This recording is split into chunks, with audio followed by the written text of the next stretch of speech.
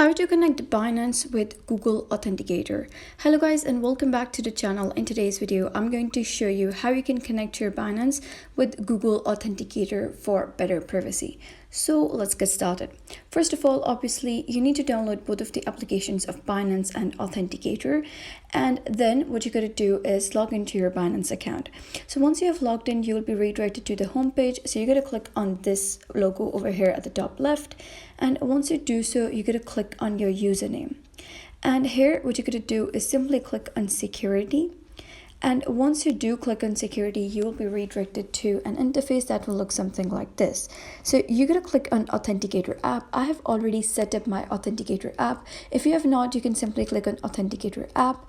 And after that, you're going to click on enable. So once you do so, you'll be able to see something like this. So what you're going to do is simply copy this. So simply click on copy, or if you're using the Authenticator app on any other device, you can simply scan the QR code.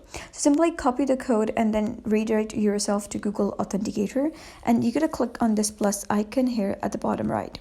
And then you're going to click on enter a setup key. If you're doing it from a different device, you can click on scan a QR code. So I'm going to click on enter a setup key. You're going to paste your key over here and then you're going to type down any name. For example, I'm going to write down Binance and then click on add.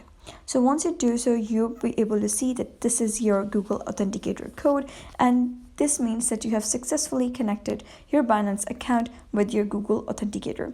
Then come back to your Binance and simply click on next, and here you're going to type down the Authenticator app code that is over here. So I'm going to click on it, it is copied, and after that paste that down over here and click on submit. Once you do so, it will say that the Authenticator app was verified and hence you have connected your Binance with Google Authenticator. So that's it for today's video. If you find this guide helpful, give it a thumbs up and don't forget to subscribe for more helpful tutorials. I'll see you in the next video.